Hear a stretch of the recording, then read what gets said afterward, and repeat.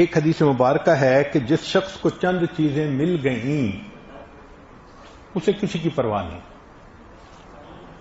ایک جو امانت کی حفاظت کرنے والا ہو، دوسرا جس کو سچ بولنے کی عادت ہو، تیسرا جس کو اللہ تعالیٰ اچھے اخلاق عطا فرمائے، اور چوتھا جو رزق حلال کھاتا ہو.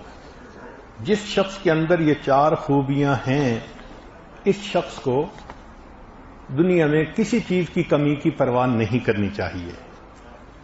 اب امانت کے فضائل تو سن لیے، ذرا خیانت کی بات بھی سن لیں تاکہ معاملہ اچھا کلیئر ہو جائے. قرآن مجید میں اللہ تعالیٰ فرماتے ہیں ان اللہ لا يحب الخائنین، اللہ تعالیٰ خیانت کرنے والوں سے محبت نہیں فرماتے. اب بتائیں یہ کتنی بڑی محرومی ہے کہ اللہ تعالیٰ فرمائے کہ میں خیانت کرنے والے کو ناپسند کرتا ہوں، میں اس سے محبت نہیں کرتا. ان اللہ لا یہدی کید الخائنین. حدیث مبارکہ اللہم انی اعوذ بک من الخیانۃ فانہا بئست البطانہ. اے اللہ میں خیانت سے آپ کی پناہ مانگتا ہوں، اس لیے کہ یہ بدترین بتانا ہے. بتانا کہتے ہیں یہ جو کپڑوں کے نیچے بنیان پہنتے ہیں نا اس کو. بعض اوقات لوگ شراکت کا کام کرتے ہیں، شریعت نے ان کے بارے میں بھی بتایا، فرمایا کہ یقول اللہ عز وجل، اللہ تعالیٰ ارشاد فرماتے ہیں انا ثالث الشریکین. دو بندے جب شریک ہوتے ہیں تو ان کی مدد کرنے والا تیسرا میں ہوتا ہوں. دو بندے جب مل کر کاروبار کرتے ہیں تو ان کی مدد کرنے والا تیسرا میں ہوتا ہوں. ما لم یخن احدہما صاحبہ، اور جب ان میں سے ایک دوسرے کے ساتھ خیانت کرتا ہے تب میری مدد کاروبار میں سے نکل جاتی ہے. تو اس وقت تک اللہ کی مدد ساتھ ہوتی ہے جب دونوں امانت داری کے ساتھ کام کرتے رہتے ہیں، اور جب ایک دوسرے کو دھوکہ دیتا ہے تو اللہ تعالیٰ کی مدد ان کے کاروبار میں سے نکل جاتی ہے. حدیث مبارکہ لا تزال امتی بخیر ما لم تر الامانۃ مغنما،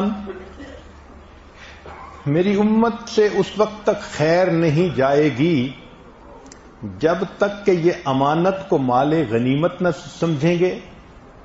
آج وہ وقت آ گیا ہے نا، کسی کی امانت ہو تو اس کو مال غنیمت سمجھتے ہیں.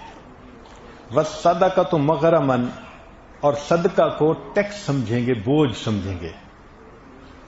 زکوٰۃ دینا بوجھ نظر آتا ہے اور دوسرے کا مال وہ مال غنیمت نظر آتا ہے.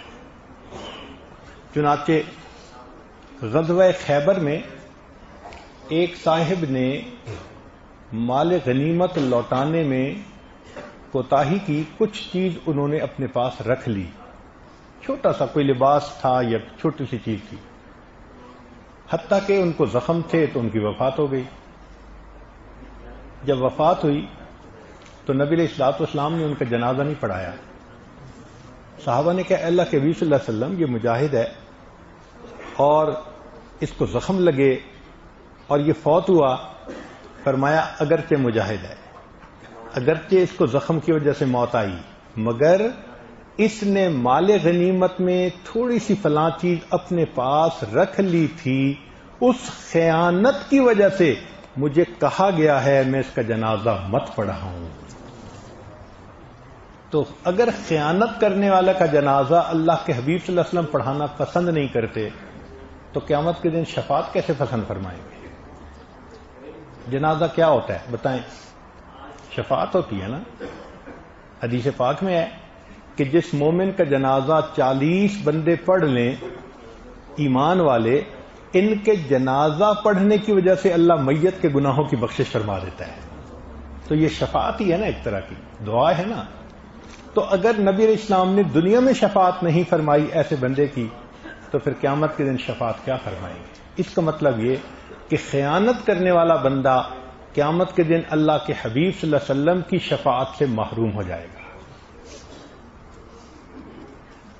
عبداللہ بن عباس عنہ فرماتے ہیں کہ میرے والد نے مجھے کہا کہ بیٹے عمر لانو تو اس سے پیار کرتے ہیں، لہذا ان کے راز افشا نہ کرنا، ان کے سامنے کسی کی غیبت نہ کرنا، ان کی نافرمانی نہ کرنا، ان کے سامنے جھوٹ نہ بولنا، اور ان کی امانت میں خیانت نہ کرنا۔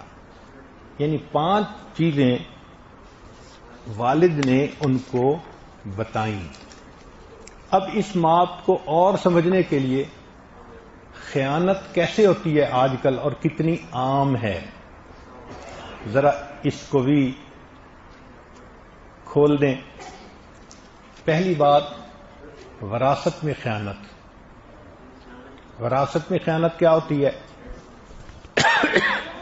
والد فوت ہو گئے، پیچھے سارا مال بھائی کے ہاتھ میں، نہ وہ بھائی چھوٹے بھائیوں کو پورا حق دیتا ہے نہ بہنوں کو دیتا ہے۔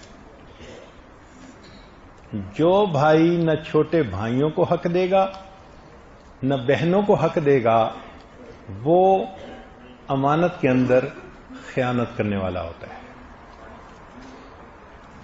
حتیٰ کہ اپنی والدہ کو بھی اس میں سے پورا حق نہیں دیتے، اپنے پاس رکھتے ہیں، ہاں ضرورت کا خرچہ دیتے رہتے ہیں، خیانت ہے۔ اور اگر دوسری ماں ہے تو اس کا تو حق ہی نہیں سمجھا جاتا، شریعت میں تو حق ہے اس کا۔ شریعت نے کہا انما یأکلون فی بطونہم نارا، ایسا بندہ اپنے پیٹ میں آگ بھر رہا ہوتا ہے۔ بہنیں مانگتی ہیں، نہیں دیتے۔ لا الہ الا اللہ، لا الہ الا اللہ، لا الہ الا اللہ، لا الہ الا اللہ، لا الہ الا اللہ، لا الہ الا اللہ، لا الہ الا اللہ۔